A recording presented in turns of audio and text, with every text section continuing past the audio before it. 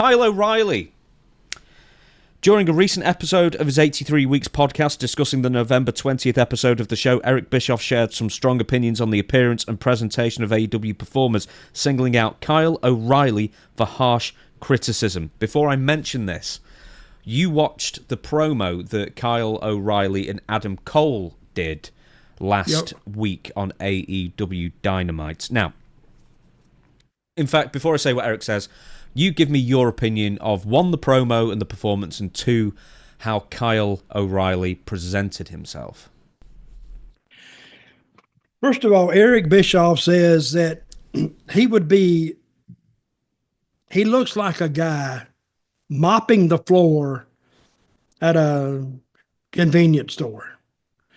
I don't believe that. I don't think he's dressed that well to even mop a floor. But guys, you're on TV. This is your marquee show. At least dress up just a little bit. You guys look like you're down cutting grass outside, or working on the car, or doing something. All of them. So what is the deal that you can't dress up a little bit? And I'm going to say, I don't know if Tony's doing this or not, but whoever's in charge of this, tell the guys, don't go to the ring in a T-shirt. Don't go to the ring in a pair of just blue jeans. I mean, blue jeans are okay, but if it's got a nice shirt with it and it's straightened up but they look like just off the street. Because when I think of wrestlers, I like to think that they got Cadillacs and they got this and they got this, and they got boats and all this stuff. No, they've got a bus pass. They turned up on the bus. Half of these, yeah. It looks like they're just on the street. Look like they're damn near homeless. So if you're going out in front of people, at least dress the part just a little bit. Even in Memphis, we had sense enough to do that. We didn't go out there in just T-shirts and this. Some of them did, but we didn't. But we had sense enough to do that. But in AEW, somebody needs to be in charge of that, because apparently the memo didn't go out.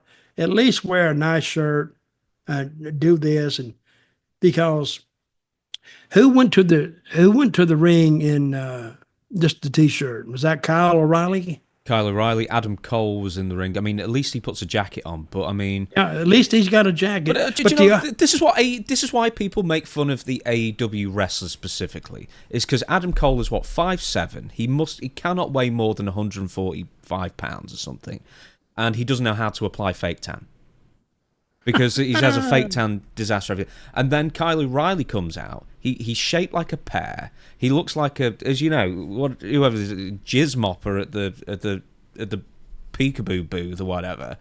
They just dress like they're going to the soup kitchen. No kidding. Here's something for you. You can't take them serious. No, because they don't look threatening. Dress code. Should there be, like in WWE? Would a dress code sort this out? Well, in WWE, most of them go to the ring, and it used to be, even if they weren't wrestling, they still had to put their wrestling stuff on. They had to look like a wrestler to get in the ring, just to answer a promo. They always had their trunk most of the times that I saw. So, and of course, when I was there, I always put my tie on and my vest, and because that was my character. I wouldn't have walked out there just with a T-shirt on. That would have killed the character. So if Kyle O'Reilly, if his character is like a street bomb, yeah, okay, you can do that. Do you remember bum fights like years ago where they got tramps to fight each other? I do remember that. They stopped that. Yeah. But I don't know. But that has to come from the top. That has to be somewhat of a decree from Tony down to the talent. Hey, dress up just a little bit. I mean, it looked like he went to a damn Salvation Army store and picked through the damn $2 pile and pulled out a T-shirt and a pair of pants. Really, and that's upgrading him. Because if you haven't seen it, people. I mean, We can't. Well, we can blame Tony Khan for this, or whoever's in charge of this. Dress up just a little bit. It'll help your show. Do you know? This might sound terribly harsh. But if I can tell it right now. It's harsh from you. I'd fire them both. You would not. I'd fire Kyle O'Reilly. I'd fire Adam Cole. I'd fire them both. Call me incredibly harsh, because if you've got a huge overly stacked roster and you need to whittle it down to 80, what I would do is get rid of anybody who didn't look like a star or who didn't look like they could beat anybody up, with one exception, and I'd keep Jack Perry, because he's a skinny little whippet, but at least he's got some personality, and as a slime ball, at least he's got that going for him. And it's always good to have one little weasel on the roster. Who's the one that puts his hands in his pockets? Oh, Orange Cassidy. Yeah. But that's his look. At least it's identifiable. At least it's something. Yes, at least he wears it every week and he's got an outfit. And Tony could go out and he could say, next time one of you guys goes to the ring and you look like you're standing out here in the corner, he says you're going to be fined $1,000 and you'll have a week to fix it. And then I'll refund the $1,000. But he said, don't do it anymore. That's the only thing they understand. The cost of money, they will turn it around and say, well, yeah, maybe he's right. I guess I can put on a better looking shirt or whatever. But Tony, it would help your show, really. That segment was not good. Yeah, what did you actually think of the words, the promo, the delivery of Kyle O'Reilly? Because not only does he not dress like a star, he doesn't speak like one either. No, and the only one that was professional in that was damn MJF. MJF, I liked, he said, and let me send you out with this. And that was pretty creative. Yeah, he goes to the gym. Yeah, he looks like a star. He's not a big dude, but he does everything he can to make himself look like a star. But you couldn't even see him behind the piano. Didn't have to, because he was there just listening. He was playing a piano, in the context of it, and he hears the promo. Then the camera just happens to be right there, and he answers them. So it's the thing, right? This was actually Don Callis thing that I heard years ago, and it was so on point. And I'm going to finish what Eric Bischoff spoke about before as well. It's almost like, look in the mirror if you're a professional wrestler. Are you the best you that you can be? You have to go out there topless or in trunks or whatever it is. Are you creating the best presentation of yourself that you can do? And if you're not, what can you do about it? As I say, Adam Cole, he's skinnier than ever. He's yellow. Kyle O'Reilly's built like a pear. He dresses like crap. Have they ever been inside a gym?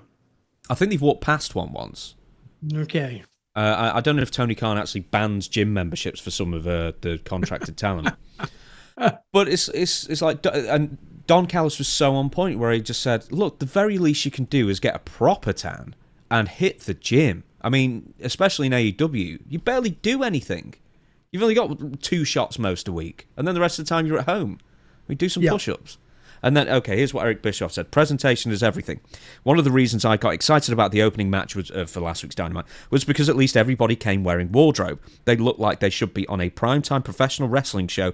They didn't come to the ring wearing their effing wife beaters and holes in their shoes. Right.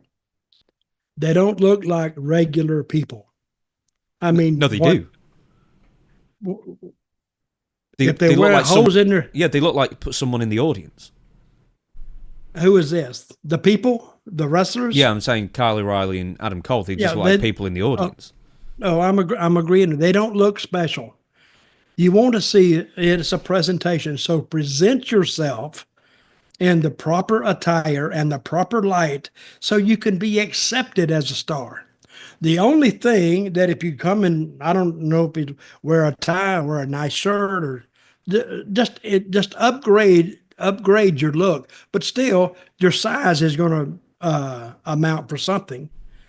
And I'm glad they didn't pull their shirt off. A lot of guys that don't have a shirt, they'll pull it off and think they got the body to look at.